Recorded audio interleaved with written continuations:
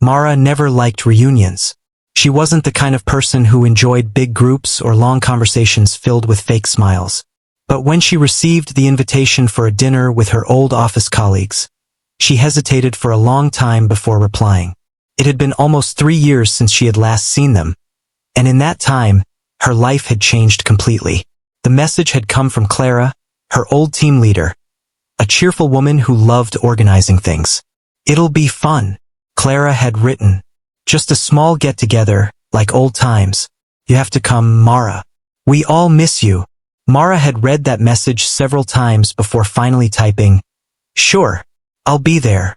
On the evening of the dinner, the city felt busy and loud. Lights flickered on every corner, and people rushed past with laughter and chatter. But inside Mara's chest, everything was quiet. The kind of quiet that comes when you're not sure if you're ready to face something again. She stood outside the restaurant door for a few seconds, holding her right hand close to her chest. It still ached when the weather got cold. The bones had never healed perfectly after the accident. When she finally walked in, the smell of grilled food and coffee filled the air. The restaurant wasn't fancy, but it had that cozy glow that made everything look softer. Warm lights, soft music, and the low hum of people talking. At a large table near the center sat 6 familiar faces. "Mara," Clara called out, waving both hands. "You actually came." Everyone turned to look. For a moment Mara froze. They all looked a little older, but still the same. Smiles, curious eyes, half-hidden judgments. She smiled back politely and walked toward them. As soon as she sat down, the questions began. "Where have you been hiding? What are you doing these days? You disappeared after the accident. We thought you moved away." Mara laughed lightly. "No, I've just been keeping things quiet, taking some time off." "Well, it's good to see you," said Clara. "We've all missed your calm energy. This group has been chaos without you." The table burst into laughter. Mara smiled again, though it didn't quite reach her eyes. She placed her right hand on the table carefully, like something fragile. The others didn't notice at first. Not until she tried to pour herself a glass of water and the bottle slipped slightly from her grip. "Still clumsy, huh?" joked Tom, one of the louder voices in the group. The others chuckled. Mara nodded with a small smile. "Guess so." She could feel the heat rising in her face, not from embarrassment but from the effort of pretending everything was fine. She had practiced using her hand every day since the injury. It wasn't broken anymore, but it wasn't the same either. Her fingers sometimes stiffened when she tried to hold things. The doctors had said it might take years before it felt normal, if it ever did. The conversation drifted to old stories, office jokes, strange clients, the time someone accidentally deleted an important file. Everyone laughed loudly, filling the room with sound. But between their laughter, Mara's silence sat quietly, unnoticed. Then someone, Jake, the one who always tried too hard to be funny, leaned forward and said, "So Mara, that accident of yours, what really happened? You never told us the full story. I heard it was something dramatic." The table turned to her again. Mara smiled politely. "It was just bad timing. Slipped when I shouldn't have." Jake said, smirking. "You sure you didn't punch a wall or something?"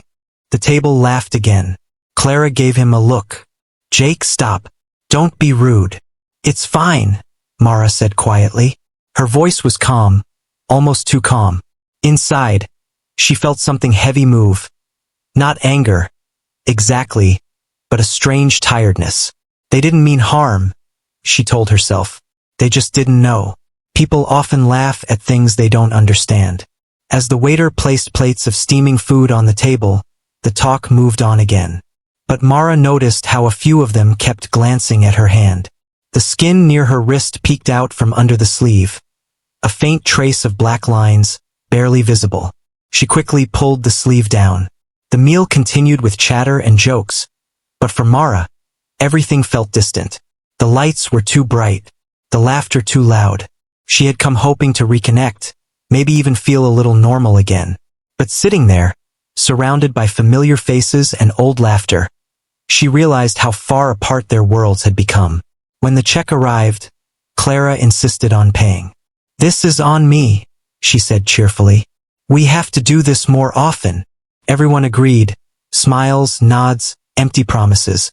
As they stood to leave, Clara hugged Mara warmly. I'm really glad you came.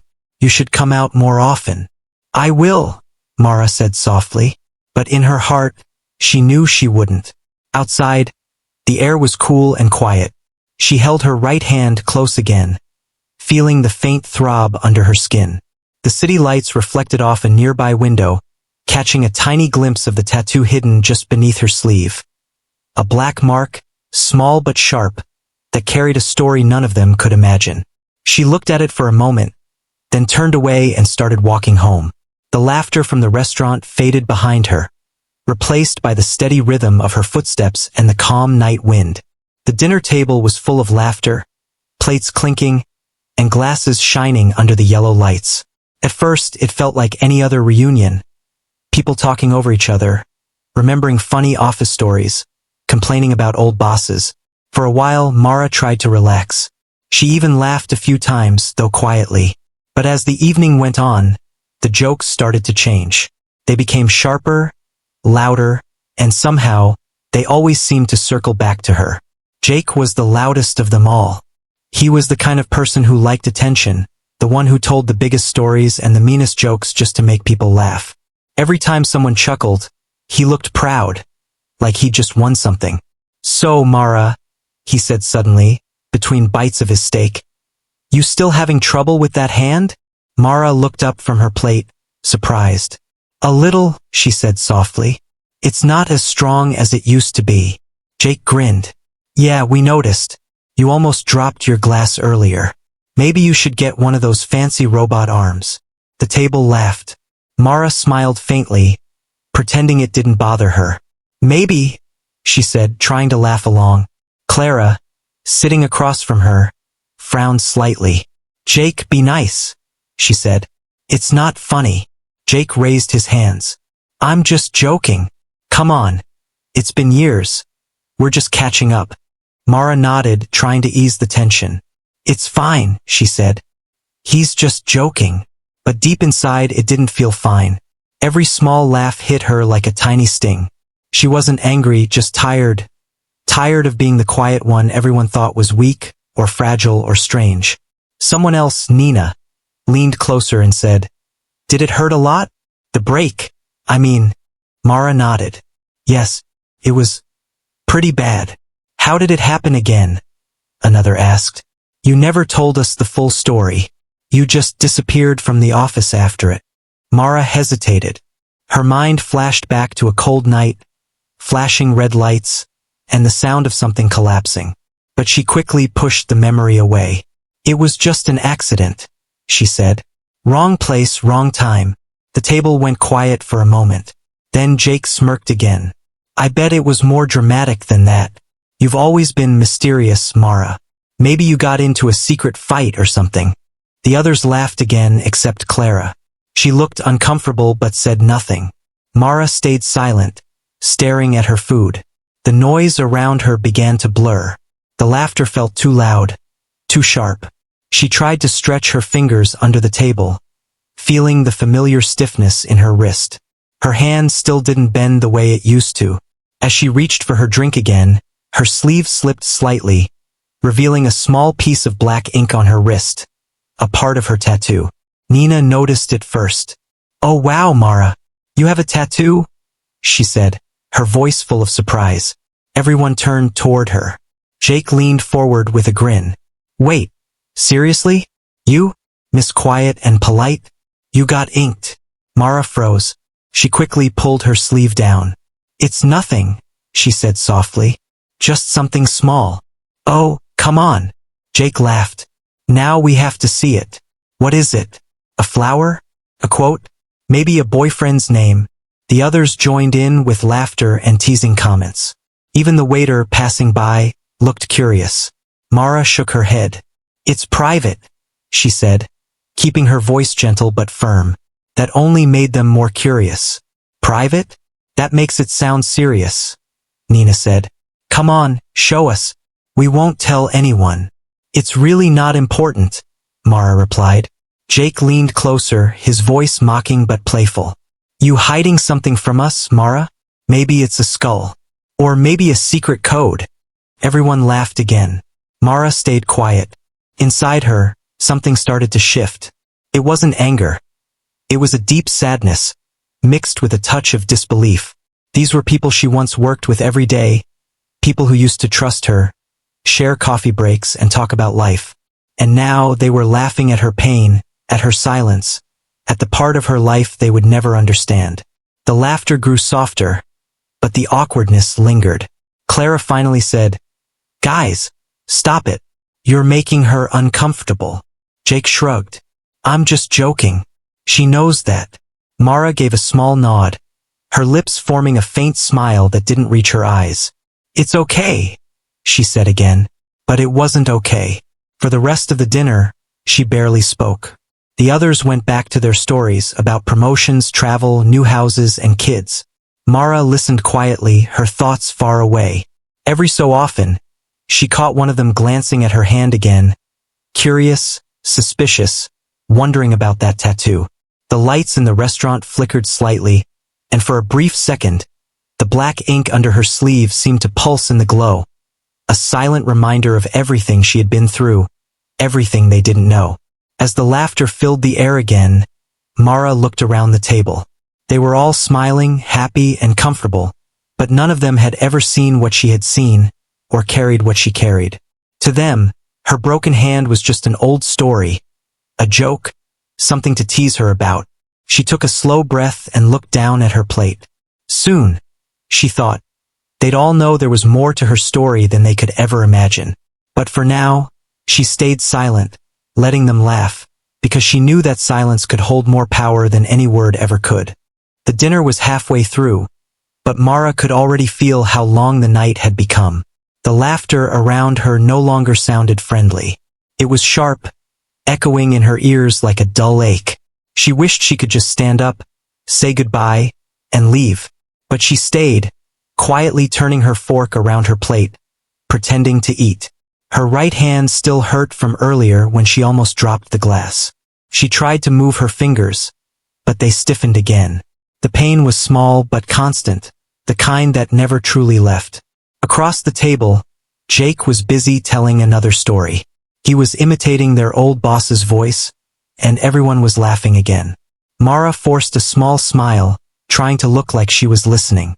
But her thoughts drifted somewhere far away, to a cold room filled with voices she hadn't heard in years, and a time when her broken hand wasn't the only thing that hurt.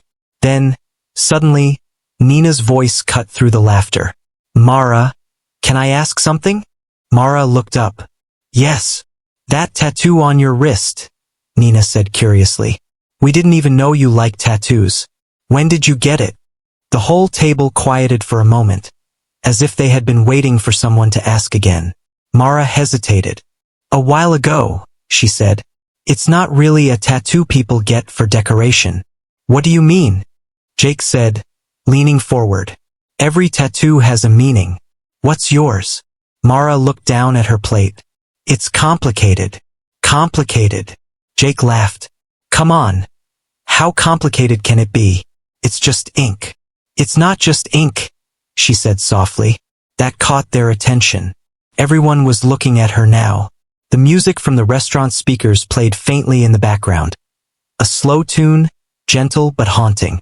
Clara, who had been quiet for a while, asked kindly, "Can we see it? If you don't mind." Mara looked at her for a long second. Clara's voice wasn't teasing like the others. It was soft, curious, but also a little worried. Mara hesitated. Then she sighed. "Okay." Slowly, she reached for her sleeve and rolled it up, stopping just above her wrist. The soft fabric slid away, revealing the mark underneath. A black tattoo, small but deeply detailed, drawn with precision. It wasn't a flower or a name. It was a circular emblem made up of geometric lines, symbols, and a faint number beneath it.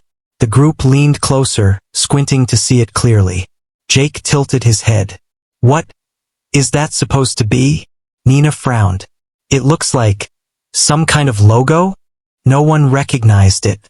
But there was one person at the table, Daniel, a quiet man who had worked in security before retiring, who stopped laughing the moment he saw it. His eyes widened slightly, and his expression changed from amusement to confusion, then to something darker. "Where did you get that?" he asked suddenly. Mara looked up at him. "You recognize it?" Daniel didn't answer at first. He leaned back in his chair, his face pale. That's not something people just have. That symbol, that's government property. Military grade. Classified." The others looked at him, confused. "What are you talking about?" Jake said, still half laughing. Daniel didn't look away from Mara. "That's the mark from a restricted intelligence division. It was used for off-record missions." His voice was quiet now, low and careful. "You don't get that kind of tattoo unless you've been there." The table fell silent. Even Jake stopped smiling. The air suddenly felt heavier. Mara's expression didn't change. She looked at Daniel and said calmly, "You're right." Clara blinked, looking from one to the other. "Wait, what does that mean?" Mara took a slow breath. "It means that the accident everyone talks about wasn't really an accident." No one spoke. The restaurant felt suddenly too quiet. The laughter from other tables faded into the background, replaced by the soft sound of clinking glasses and distant footsteps. Daniel leaned forward. "You were there, weren't you?" Mara nodded slowly. "Yes, I was part of that team." Clara's mouth fell open slightly. "What team?" Mara looked down at her hand, tracing the edge of the tattoo with her thumb. "It doesn't matter now," she said softly. "We weren't supposed to talk about it. Most people wouldn't believe it anyway." Jake forced a laugh, though his voice shook a little. "Come on, you're joking, right? You? In some secret mission. You worked in analytics." Mara looked up at him, calm, almost cold. "And where do you think the missions begin?" For a few seconds, no one spoke. Even the waiter walking past seemed to sense the tension. The group that had been laughing so loudly a few minutes ago now sat frozen, eyes on Mara's tattoo, their food forgotten. The emblem glowed faintly under the light. Not literally glowing, but somehow sharper, darker, like a shadow against her skin. Nina finally whispered, "Mara, what happened to your hand?" Mara gave a small, sad smile. That's the story no one wanted to hear. And just like that, the room felt colder. The warmth of the restaurant couldn't touch the strange stillness that had fallen over their table. Jake shifted uncomfortably, his earlier arrogance gone. Clara sat silently, her hands in her lap. Daniel kept his eyes on Mara, as if he was remembering something long buried. No one laughed anymore. Mara quietly pulled her sleeve back down, covering the tattoo again. "It's fine," she said softly. "You didn't know. Most people aren't supposed to." The others didn't know what to say. The jokes had vanished, leaving only silence. The kind that made everyone realize that some stories are heavier than they look, and some scars are not meant to be mocked. The air around the table felt heavy, as if the laughter that once filled it had suddenly disappeared into the walls. Everyone stared at Mara, unsure what to say. A few moments ago, she had been just their quiet, polite old coworker, the woman who had once spilled coffee on reports and blushed during meetings. Now, she sat there with a hidden symbol on her wrist that none of them could make sense of. Mara could feel their eyes on her, but she didn't flinch. Her hand rested on the table, calm and still. She wasn't proud or angry, just tired. She had spent years keeping quiet, pretending her life had been ordinary. But now that the truth had begun to slip out, she felt a strange kind of relief. Daniel was the first to speak again. His voice was careful, lower than before. "That mark," he said slowly, "belongs to a restricted intelligence unit. I saw it once, long ago. It wasn't something the public ever knew about." Jake frowned. "What does that even mean? You're saying she worked for the government?" Daniel nodded slightly, still watching Mara. "Not just the government," he said. "That symbol, it was used for off-the-record operations. Black sites." The word hung in the air like a cold wind. Clara blinked. "Black sites? Like secret bases?" Daniel's face was pale.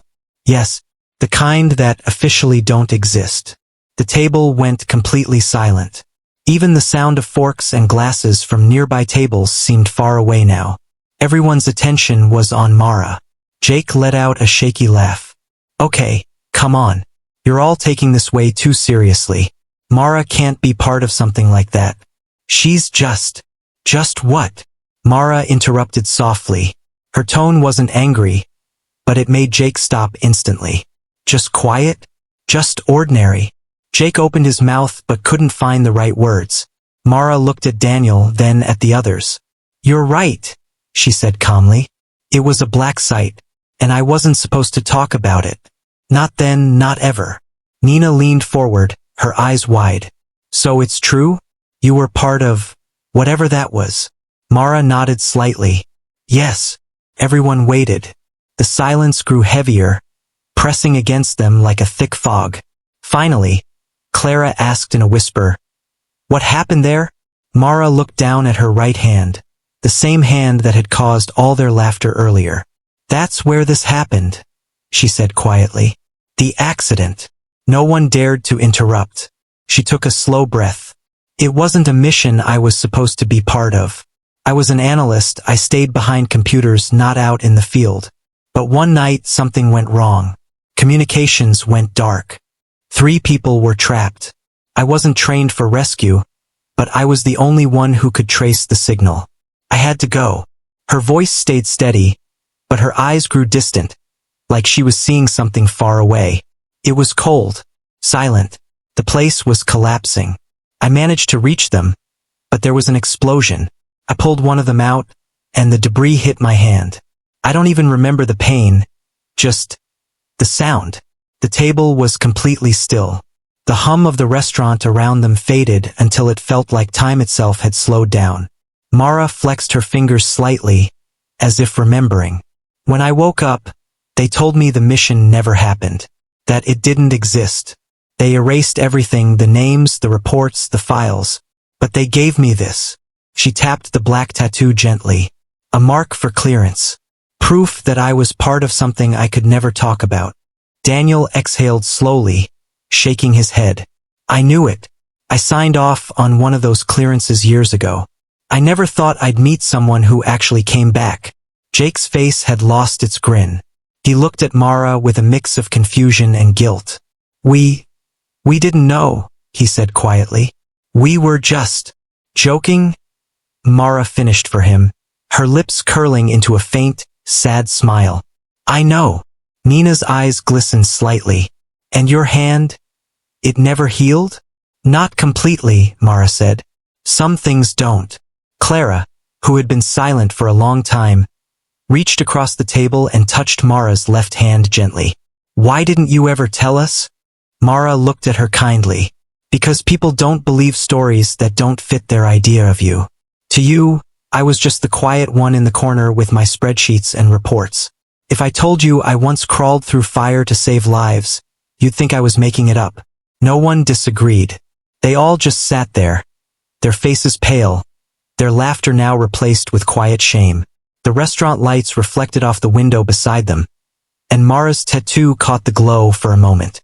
It seemed darker now, a small, silent mark that carried more truth than any of them could ever imagine. Jake looked down at his plate. "I'm sorry," he said quietly. "We shouldn't have laughed." Mara shook her head.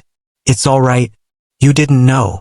But the way she said it made everyone realize not knowing wasn't an excuse. The silence stretched long after that. The warmth of the evening had faded. Even the candles on their table seemed dimmer. Every person sitting there was thinking the same thing, how easily they had mocked something they couldn't understand. Mara sat still, calm as ever. She didn't need to explain more. The truth had already done its work. The laughter that once filled the room was gone, replaced by a quiet respect that none of them had felt before. Outside, through the restaurant window, the night looked still and dark. Somewhere in that darkness were the memories Mara carried, silent, heavy, and real. For a long time, no one spoke. The clinking of dishes and the soft hum of other diners faded into the background. At Mara's table, silence filled every space. It was a heavy silence, not awkward, but stunned, like the quiet that follows a storm. Daniel sat very still, staring at Mara's wrist. His face had gone pale, his eyes sharp and focused. He had worked in intelligence for over 20 years before retiring, but he had never expected to see that mark again.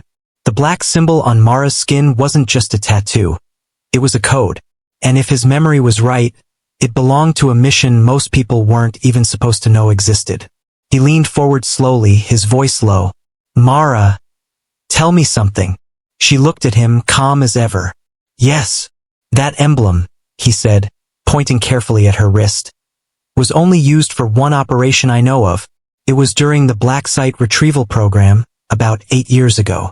Mara didn't answer, but her silence was enough. Daniel's throat tightened. "You were part of that?" She nodded slowly. "Yes." Jake frowned, confused. "Wait, what's that? What's the Black Site Program?" Daniel didn't look at him. His eyes stayed on Mara. "It was a restricted operation," he said quietly.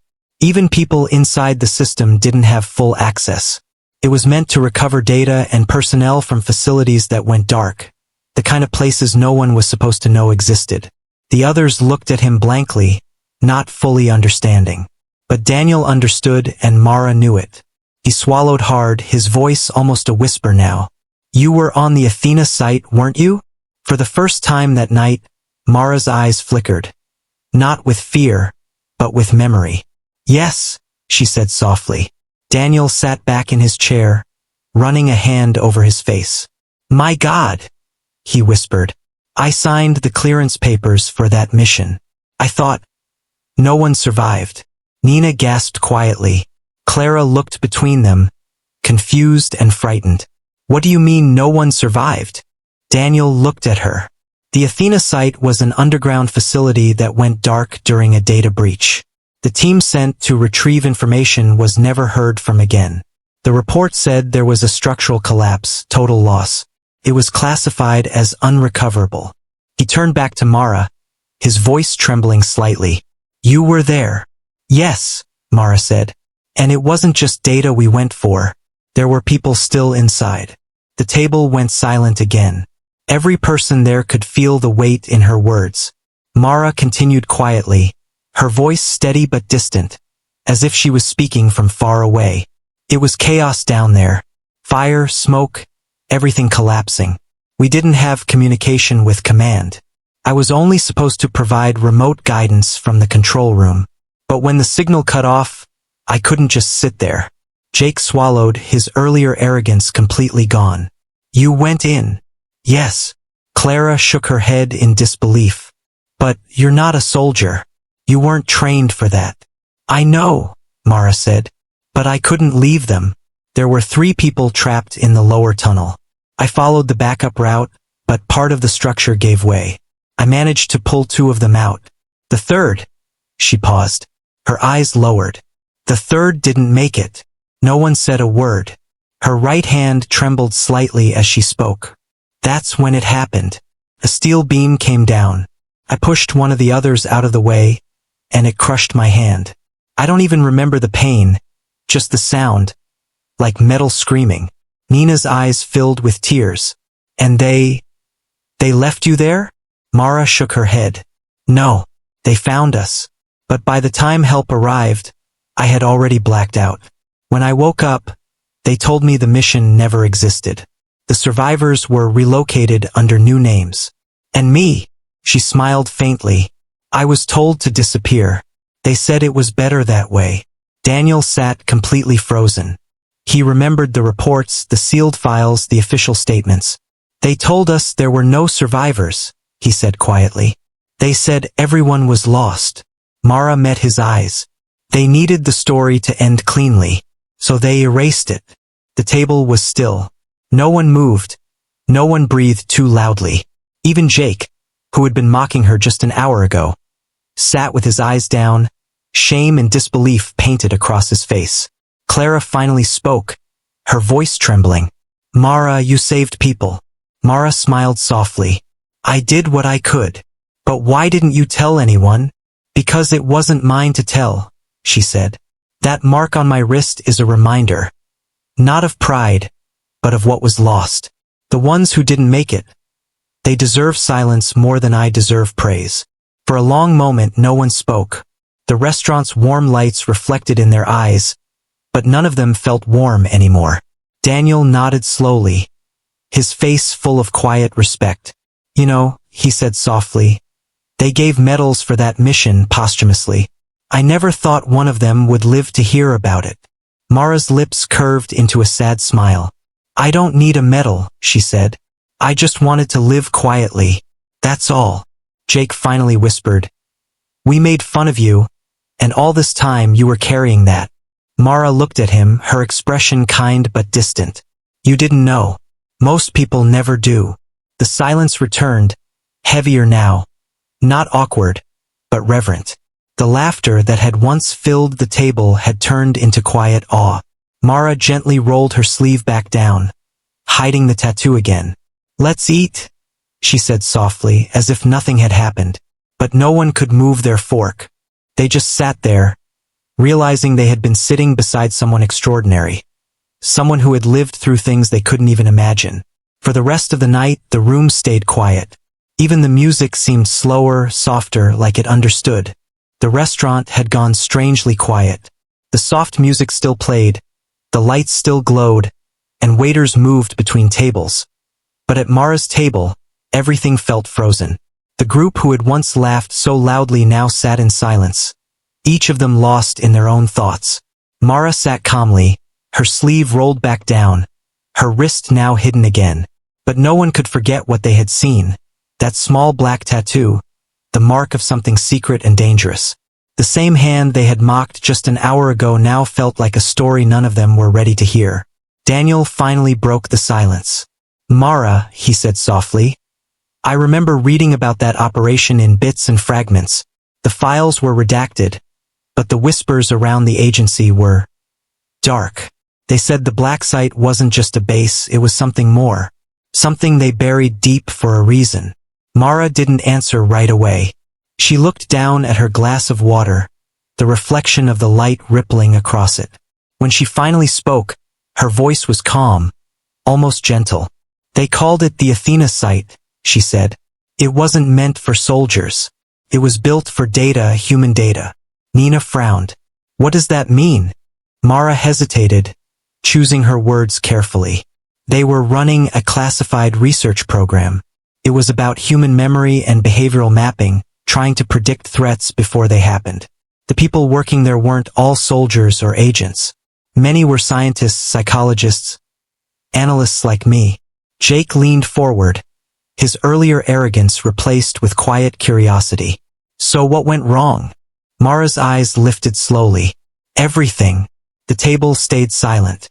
She continued, her voice steady but distant, as though she were remembering a dream she didn't want to see again. Someone on the inside leaked fragments of our data, private information about people who didn't even know they were being studied. The system got hacked. Files got corrupted. When they tried to shut it down, the lockdown system triggered automatically, sealing everyone inside. Clara's hand covered her mouth. You mean people were trapped? Yes, Mara said. And they couldn't get out. Daniel closed his eyes briefly, as if he could picture it. And that's when you went in. Mara nodded. We weren't trained for rescues. We were data people. But we were the only ones nearby. I led a small recovery team down to the tunnels. I thought we could reach them in time. She paused, her voice tightening slightly. But the deeper we went, the worse it got. Smoke, heat, alarms. I could hear people screaming through the radio. Then the system started collapsing. First the lights, then the floor. Nina's eyes filled with tears. That's when you got hurt? Mara gave a small nod. A support beam fell. It hit my hand. I barely felt it at first. We pulled 2 of them out, but the third one. Her voice broke slightly before she caught herself. He didn't make it. He was the one who stayed behind to shut the system down, to stop the leak from spreading. He was a friend. The group sat frozen. None of them knew what to say. The woman sitting across from them, quiet, kind Mara, had lived through something unimaginable. Jake whispered, Why didn't anyone know? Why hide it? Mara looked at him calmly. Because the government couldn't afford the truth to get out. The project itself was illegal.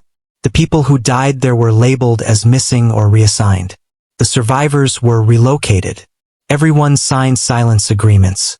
Some didn't even remember. They had their records wiped. Clara blinked in shock. Wait, they erased people's memories? Yes, Mara said softly. Some things were easier to forget than to explain. Daniel leaned forward, his expression grave. And you? How did you get out alive? Mara sighed. The last explosion threw me against a wall. When I woke up, I was in a medical facility with no name. They told me I was lucky. They said the others were gone. They gave me a choice. Stay quiet, start over, or disappear completely. I chose to disappear. Nina whispered. That's why you left so suddenly. Mara nodded. I couldn't come back to normal life pretending everything was fine. Every time someone laughed or complained about small things, it reminded me of what we'd lost. So I stayed away. It was easier. Jake stared at her, his voice shaking. And the tattoo? It's a clearance mark, Mara said, touching her wrist. It's proof of my silence. Anyone who knows what it means won't ask questions. She looked at Daniel for a moment. But you did. Daniel gave a slow nod. Because I recognized it. And because I remember the people who didn't come back. The room felt cold again, though nothing had changed. The candles flickered gently. Outside, the streetlights glowed through the restaurant window, making soft patterns on the table. Mara looked around at them, her old colleagues now sitting in stunned silence.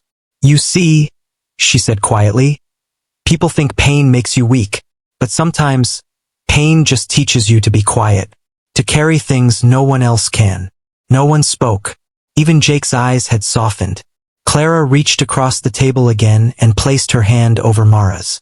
Her voice trembled slightly. You shouldn't have had to carry that alone. Mara smiled faintly.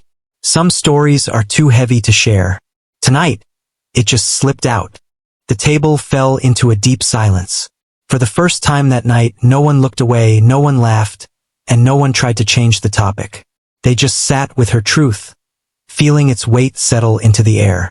Outside, the wind moved softly through the street. Inside, Mara's words lingered, quiet, powerful, and unforgettable. The night outside had grown colder, and rain had started to fall softly against the restaurant windows. Inside, the group still sat around the table, silent and thoughtful. The sound of rain mixed with the quiet hum of background music, but no one was really listening. They were all thinking about the same thing, the woman sitting among them. Mara sat calmly, her hands resting on the table, her half-finished drink beside her. She didn't look like someone who had lived through chaos or loss. She looked peaceful, but it was the kind of peace that comes after surviving a storm, not before it.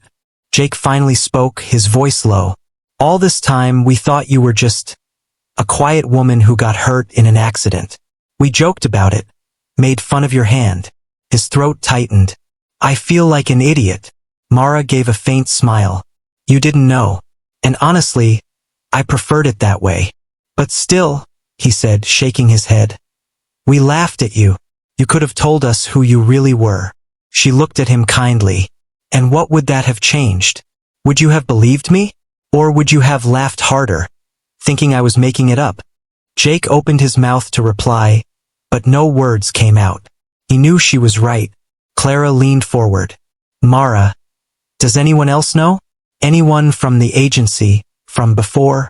No, Mara said softly. Everyone from that operation was reassigned or disappeared. Officially, I don't exist. Daniel nodded slowly. That's what I suspected. When I saw your name on the list of attendees tonight, I thought it couldn't be you. But then, your hand, your calmness. It reminded me of someone who's seen too much. Mara chuckled quietly. Maybe I have. For a few moments, no one spoke again. The rain outside grew heavier, creating a soft rhythm against the glass. It made the silence between them feel almost peaceful. Nina was the first to break it. Mara, she said gently, how do you live with it? After everything you saw, after losing so many people, how do you wake up and smile like nothing happened? Mara took a deep breath and looked at the candle flickering in front of her. "You learn," she said quietly. "You learn to live with the ghosts. At first, I tried to forget, to pretend none of it happened. But forgetting doesn't heal anything. It only hides the wound. So, I started to remember them instead. Not the pain, not the screams, but the moments before it all fell apart. The laughter, the friendship, the people who tried to do something good, even when everything went wrong." Nina wiped her eyes. "That's beautiful." Mara smiled faintly. "It's survival." Jake, still looking guilty, finally whispered, "You're stronger than any of us." She shook her head. "No, I just had no choice. When life breaks you, you either stay broken, or you learn to build yourself differently." Her words hung in the air, soft but powerful. Daniel sat back, his voice thoughtful. "You know, I spent years thinking I understood what real courage looked like. But now I realize I've been working beside it this whole evening." Mara met his eyes, and there was a quiet understanding between them. Two people who had seen things others never would. Then Clara asked softly, "Do you ever wish you could go back?" "Before it all happened." Mara smiled sadly. "Sometimes. But then I remember, if it hadn't happened, I wouldn't have known how fragile life really is. I wouldn't have learned how to appreciate small things. A warm meal, quiet night, a room full of laughter, even if it's not for me."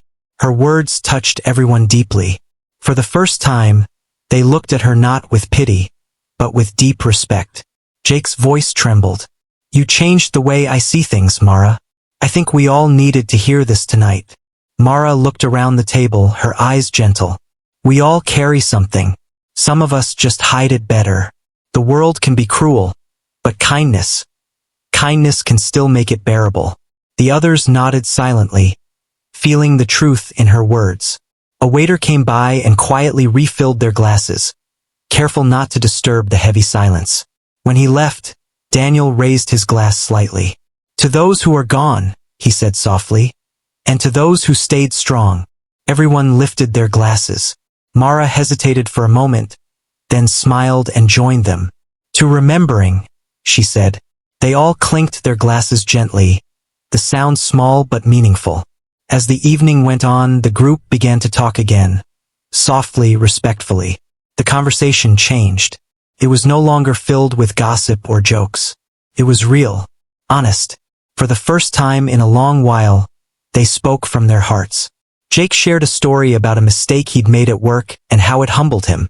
Clara talked about her father's illness and how it changed her perspective.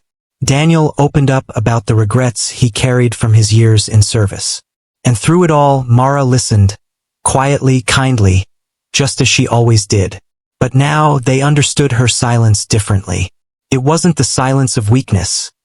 It was the silence of someone who had already lived through louder storms. When the night finally ended, and they stepped outside, the rain had stopped. The streets glistened under the streetlights.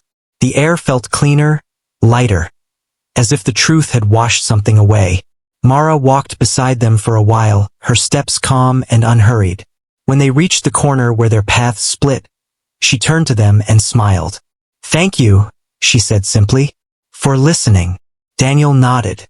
"Thank you for trusting us." Jake managed a small, shy smile. "And, I'm sorry." Mara placed a gentle hand on his shoulder. "Don't be. You've already learned what matters." And with that, she turned and walked away into the quiet street, her figure slowly disappearing under the dim glow of the lamps. For a long moment, they watched her go, the woman they had once laughed at, now the one they would never forget. Days turned into weeks after that unforgettable dinner. But the memory of that night stayed with everyone who had been there. None of them could forget the way the laughter had died, or how one woman's quiet truth had changed the air in the whole room. Jake, Clara, Daniel, and Nina went back to their lives, but something inside them had shifted. The world didn't look the same anymore. The little things they used to ignore suddenly mattered more. A kind word, a smile from a stranger, a helping hand. They had all learned something from Mara that night, something no book or lecture could ever teach. For a while, they tried to reach out to her. Daniel sent a message to her old email, but it bounced back. Jake visited the small neighborhood cafe where she used to go, but the barista said she hadn't come in for days. It was as if she had quietly faded away, just like before. At first, they were disappointed. Then Daniel said something that made them pause. "Maybe that's how she wants it," he said softly. "Some people don't disappear to be forgotten. They disappear to find peace." And somehow that felt true. 1 month later, on a calm Sunday morning, Daniel received an envelope in the mail. It had no return address, only his name written neatly on the front. Inside was a single folded sheet of paper and a small photograph. The photograph was old but clear. It showed a group of people standing together, wearing dusty uniforms and smiling proudly. The edges were burned slightly, as if rescued from a fire. Daniel's heart stopped when he saw it. It was the Athena team. And there, standing on the far right, was Mara, younger but unmistakable, her right hand wrapped in a white bandage. He unfolded the paper slowly. The message was short. "Some stories are meant to be remembered quietly. Thank you for letting me tell mine, once. Take care of the living. They need you more than the ghosts do. M." Daniel sat there for a long time, reading the words again and again. There was no sadness in them, only peace. He smiled softly, then placed the letter back into the envelope, his eyes full of respect. He called the others that same evening, and they all met again at the same restaurant. This time, the air was different, calmer, lighter. They ordered the same dishes, sat in the same seats, and when the food arrived, they raised their glasses. "To Mara," Nina said quietly. "To the bravest person we ever knew," Clara added. "To silence that spoke louder than words," Daniel finished. They all clinked their glasses, and for a moment, they could almost feel her presence there. That same calm energy, that quiet strength that had once filled the room. Outside, the world went on as usual. Cars passed, people laughed, the city buzzed. But inside, at that little corner table, something sacred lingered. Jake leaned back and looked out the window. "You know," he said softly, "I used to think bravery was about doing something loud. Standing in front of people, taking risks, showing strength. But Mara, she taught me that real bravery is quiet. It's about carrying your pain and still being kind." Everyone nodded. It was true. Clara smiled faintly. "And real power," she said, "isn't in being known.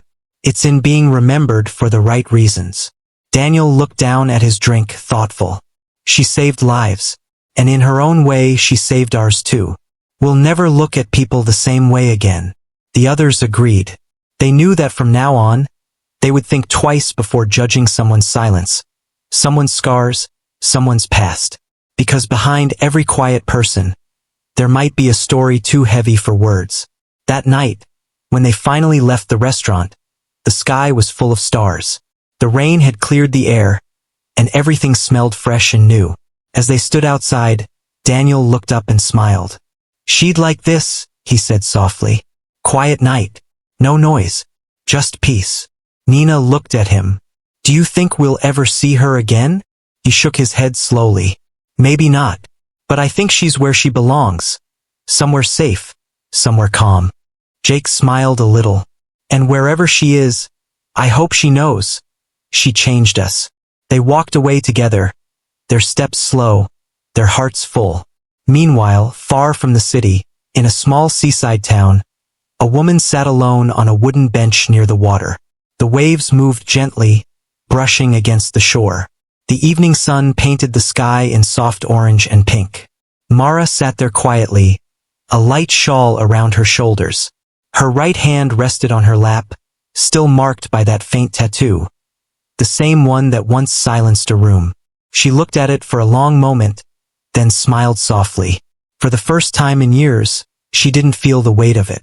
It no longer reminded her of loss, but of strength, of what it meant to survive, to forgive, and to move on. A small boy ran past her, laughing, his kite flying high in the breeze. She watched him and smiled wider. Life went on, as it always did, messy, beautiful, full of noise.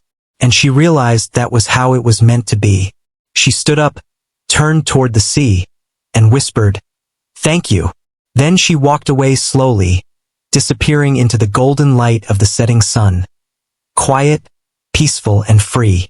Back in the city, her story lived on in the hearts of those who once mocked her and then learned from her. They didn't tell everyone what she had done. It wasn't theirs to tell.